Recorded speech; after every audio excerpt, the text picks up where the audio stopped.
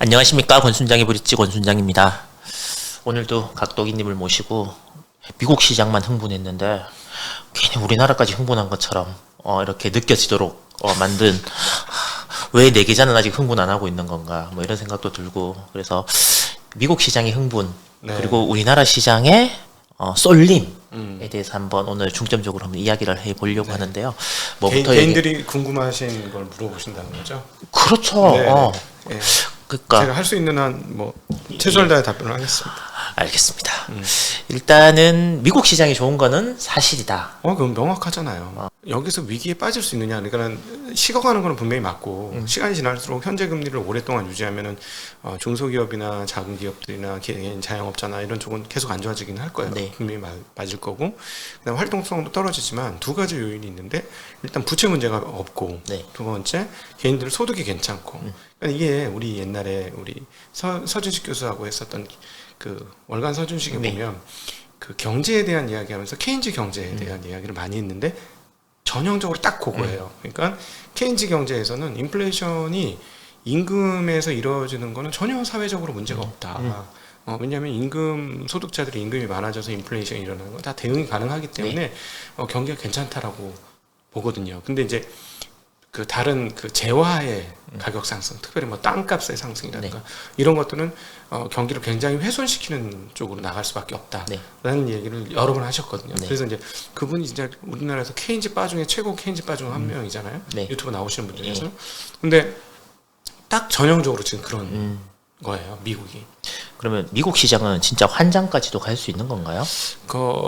근데 이제 저는 하나 경계는 해야 될 게, 주식시장이 인플레이션을 과도하게 올릴 수 있기 때문에 주식시장 때문에 금리 상승폭이 커지게 될 경우에는 부메랑이 돼서 오히려 그 가을장도 못 갈 수도 있다. 근데 이제 분위기는 점차 고조돼 가고 있죠. 그러니까 천형적이에요. 이번이 너무 재밌는 게 교과서 쪽으로 움직이고 있어요. 시장이 크게 하락하고 심리가 훼손되고 나서 반등을 시작했는데 이렇게 트라우마를 당한 사람들은 회복을 못하고 있다가 장이 일정 수준 이상 올라오니까 사람들의 마음이 회복이 되고, 그러면서 점차 회복하는 사람들의 비율이 높아지고 긍정론으로 점점점 많이 바뀌어가고요. 이분들이 지금 지난번에 전문가 설문하니까 60%가 강세장 얘기했는데 95%뭐 이런 사람이 강세장으로 가면 이제 끝장이 오는 거지. 끝장이 나요. 보통 저희들이 이제 우리 포트나 아니면 애널리스트들 얘기 들어보면 뭐 이런 거잖아요. 이렇게 금리가 오를 때에는 주식이 안 좋고, 또 뭐 금리가 정점에서 내려올 때를 주식 시장이 오히려 그때 충격이 더 오고, 각가지 지표를 가지고 굉장히 설명을 많이 하시거든요. 근데 요즘 들어 가만히 이렇게 돌이켜 보면 다 후견지명 아닌가. 맞아요. 네. 경제학이 원래 그래요. 제가 그래서 그거를 동태적이냐 정태적이냐, 그러니까 동영상으로 보느냐 사진으로 보느냐, 이 말씀으로 말씀드렸는데, 경제학을 공부하신 분들은 자꾸 사진을 봐요. 가지고 있는 데이터를 가지고 분석을 열심히 해요. 근데 현실이 이미 지나갔어. 저만큼 가버린 거야. 그러니까 이걸 가지고 얘기해봐야 현실은 저만큼 갔거든. 그러니까 지금 그 다음번에 무엇이 올까? 예를 들어서 이렇게 해서 상승장이 왔어. 랠리가 다 왔고 다시 이제 그 다음 하락장이 와. 그래, 내가 맞았어. 이러면 상승장 때 무조건 상승화해서 이번에 떨어졌다 상승하면 이거 봐, 내가 맞았잖아 하는 거랑 똑같은 거거든요. 사이클은 하나가 다 지나갔는데 이 사이클 하나를 놓치고 다음 사이클을 얘기하는 거는 사실은 투자 세계에서는, 시계열에서는 결과적으로 별로 안 좋죠. 왜냐하면 대응을 못하게 만드는 거니까. 그러면 이제 일단 미국 시장은 조금씩 흥분하고 있는 거다라고 해서 큰 틀에서 두고요. 우리나라 시장은 각도기님이 보시기에는 지금 어떤 상황인 겁니까? 한 중립 정도 수준이죠. 중립. 심리적으로 약간 중립에서 플러스 정도 수준이에요. 아직 뭐, 그러니까 이제 그 되는 분야만 되고, 그다음에 이제 쏠림이 굉장히 크게 나타났죠. 그나마 계속해서 다행이라고 여기는 거는 산업의 미래 전망이 있는 데서 쏠림이 나타나서, 삼성전자 21년도에 그래도 삼성전자에 물려서 다행이라고 제가 한번 얘기한 적이 있었을 거예요. 이건 견디면 회복된다. 삼성전자에 안 물려보셨죠? 네, 안 물려. 죄송합니다. 지금 견디면 되는데 아직까지 될랑 말랑 이제 그러고 있으신 분들은 그 긴 시간이 뭐예요? 아유, 그래서 개인들에게 제가 진짜 하고 싶은 말은 더 길게 시계를 좀 가져라. 더 길게. 지금 벌써 보니까는 이제 퇴직연금 쪽에서 우리가 강력하게 밀었던 네. 은행, 증권, 금융 쪽이 너무 안 좋잖아요. 네. 그러니까 이제 막 미치려고 하시는 거예요. 네. 손실이 너무 크다. 예, 예. 근데 저는 개인적으로 이럴 때 계속 늘려나가는 게 맞지 않을까? 좀 긴 시기열로. 그러면 언젠가 때가 오고, 얘네들은 이중 장치가 돼 있는 게 배당으로 이자 수익 이상을 보상을 해주고, 네. 그래서 계속 모으다가 이렇게 물타기가 돼서 단가를 낮춰놓으면 나중에 언젠가 한번 뜰 거고, 네. 그러면 그동안에 이자 수익 받았다가 플러스 알파 시세면 연평균 수익률 어느 정도 수준은 맞출 수 있지 않을까. 이건 시계로 길거든요. 3, 4년짜리 시계열이래요. 그래서 제가 퇴직 쪽에서는 네. 이렇게 하자는 말씀 드린 거예요. 네. 근데 지금 굉장히 힘들어 하시죠. 많은 분들이 이거 뭐 어쩔 거냐 막 이러시는데, 저도 그 중에 이제 한 명인데 요즘 이렇게 보면 이제 에코를 가진 자와 그렇지. 에코를 안 가진 자 음. 크게 이제 그렇게 네. 하고 안 가진 자들 입장에서는 이 시장이 말이 안 된다. 이런 시장은 뭐 아무리 합리적으로 설명을 하려고 해도 말이 안 된다. 그러면서 이제 한국 시장의 구조적인 문제 그리고 달러도 조금씩 이제 내려가는 것 같고 그래 이 기회에 흥분해서 광기까지 올 것 같은 환장까지 올 것 같은 미국으로 선서히 이제 지금부터 옮겨가는 게 맞다라고 이제 그렇게 얘기를 하시고 에코를 가지고 계시는 분들은 봐라 이 구체적인 이 우리나라의 문제를 뭐 공매도나 이런 문제들을 이 개미들이 힘을 모아서 우리가 해결했다. 네. 앞으로 이런 것들은 계속해서 더 일어나야 될 것이고 막 이렇게 이제 계속해서 거의 막 양분돼서 이렇게 네. 막 움직이는 것 같더라고요. 어떻게 보십니까? 지금 이런 현상들에 대해서 물론 말을 어떻게 하시든 욕은 얻어 먹으실 네, 겁니다. 괜찮습니다. 네. 뭐 욕먹도 얻어 먹는 거는 괜찮고, 근데 이제 일단 첫 번째 그 약간 면피를 하기 위한 얘기 같지만 얘기를 들으면 저는 제 패턴대로 가는 거예요. 제 패턴대로 가고, 왜냐하면은 어렸을 때 투자를 제대로 잘 못했을 때 뭐냐면 가격에 마음이 흔들리거든요. 네네. 그래서 가격을 쫓아다니는 거죠. 근데 가격을 쫓아다녀서 제가 그렇게 오랫동안 그 몇 년간의 그 여기서 생활을 해보니까 결코 결과가 좋지 않더라는 거예요. 그러니까 여기는 자기 패턴이 있어요. 네. 그러니까 마라톤하고 똑같은 거예요. 그 중요한 건 내 체력을 키우는 게 중요하지. 갑자기 내가 5시간에 마라톤 완주할 수 있는 사람이 3시간에서 완주하겠다고 하면 다치는 거예요. 네, 맞습니다. 예, 사망할 수도 있고. 투자 세계 똑같거든요. 그러니까 내가 체력을 기르면 내가 2시간 반에도 돌파할 수 있지만 체력이 안 되면 완주 자체가 불가능할 수도 있는 거거든요. 그러면 이제 체력을 키우는 거고 그다음 패턴을 그 체력에 맞게 가는 거고. 그러니까 저는 제 체력이 그런 거고 저는 어차피 트레이딩을 못하는 사람이니 트레이딩 하는 영역으로 내가 들어가지 않겠다. 이런 영역인 거고. 그다음에 일단은 그 미국에서도 작년도에 그런 일들이 벌어졌었죠. 왜냐하면 그 굉장히 큰 사모펀드 하나가 수조짜리 그 공매도 네. 그 역으로 당하면서 그 망했죠. 네네네. 네. 저는 지금도 그렇게 똑같은 상황인 것 같고요. 한국에도 네. 그런 상황인 것 같고, 외국인 지금 공매도 세력이 한 7할은 될 테니까 요 주식에 대해서 정확히 분석이 안 나오니까 어느 네. 정도인지 모르겠습니다만 그 사람들이 지금 굉장히 그 엿을 먹고 있다. 아마 홍콩계 중에 옷 벗는 애들은 굉장히 많을 거예요. 홍콩에서 트레이딩하는 네. 공부 갖고 있는 애들은 뭐 그렇게 될 것 같고. 그나마 미국하고 비교했을 때 좀 다행인 거는 미국 같은 경우는 게임스탑이라든가 배드베스 비욘드 이런 회사들이 실적이 없었어요. 네 맞아요 그건.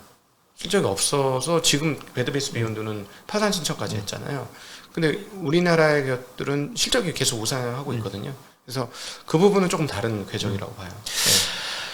아무리 실적이 우상향하고 네. 그다음에 숏 스퀴즈가 나왔다 하더라도 이제 뭐 110만 원대 네. 뭐 이렇게 뭐 더 간다라고 얘기하시는 분도 있던데 네. 이 가격대는 네. 이 가격대는 정상적인 건 아닌 거죠.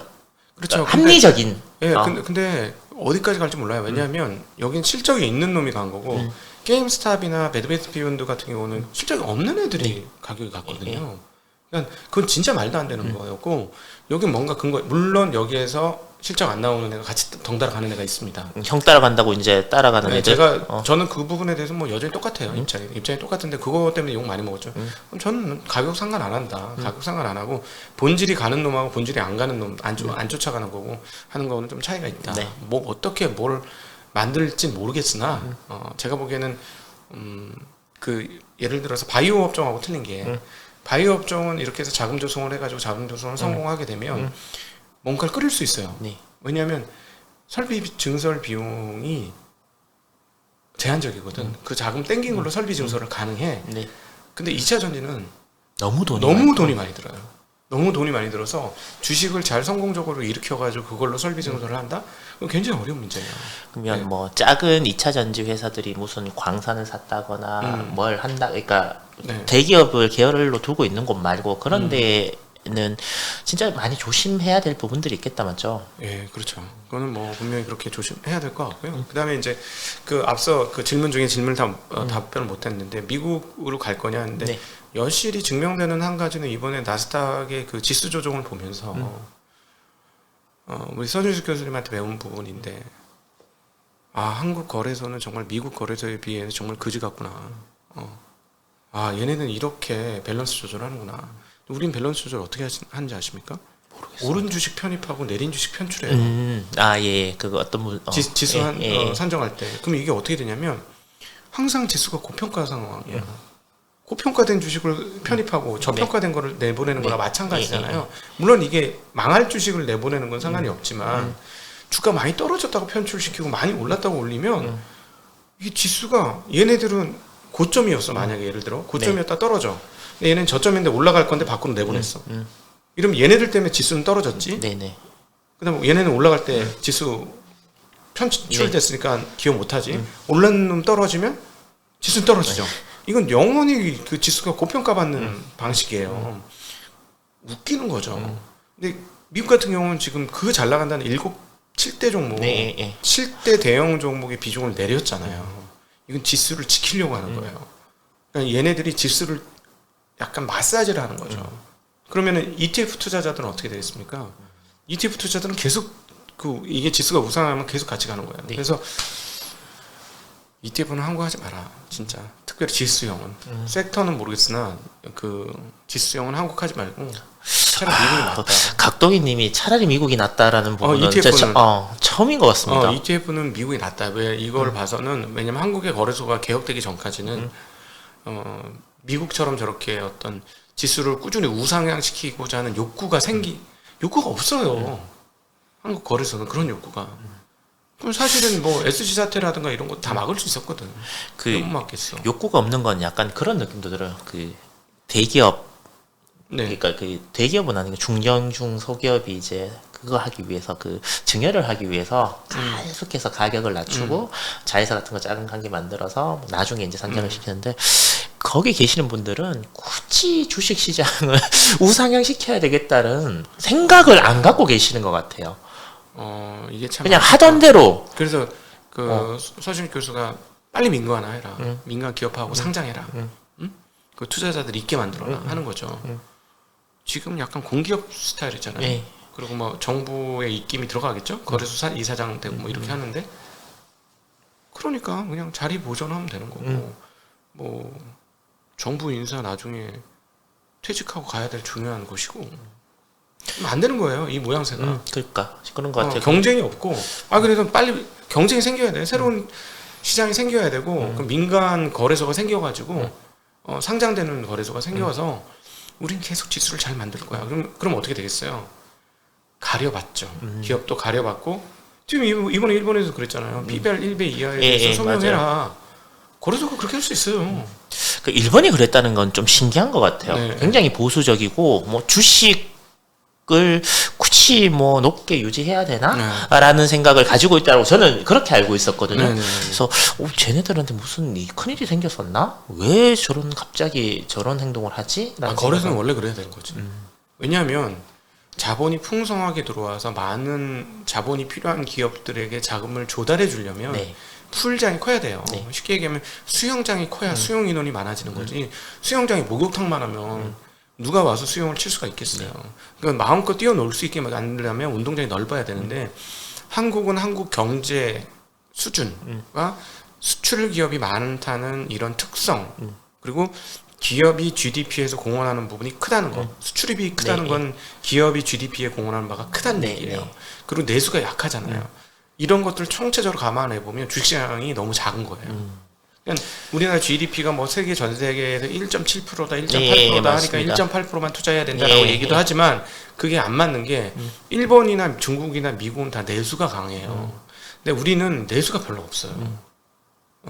다 수출업 기업이 중심이 되어 있기 때문에 한때는 순수출이 GDP 총량보다 많았던 때가 있습니다. 수출의 규모가 순수출은 아닐 거고 수출의 규모가 그랬으니까 그러면 이거는 기업들이 굉장히 그 몫을 크게 차지하는 건데 그럼 기업들이 뛰어노는 주식시장이 요만해서 되겠느냐. 근데 이거는 한국 입장에서도 굉장히 큰 함의를 갖고 있는 게 한국의 미래를 본다면 기업들이 더 이렇게 좀 더 일어나야만 되는 사회적이고 시대적인 환경이잖아요. 네네. 지금 농업사회가 아니거든요.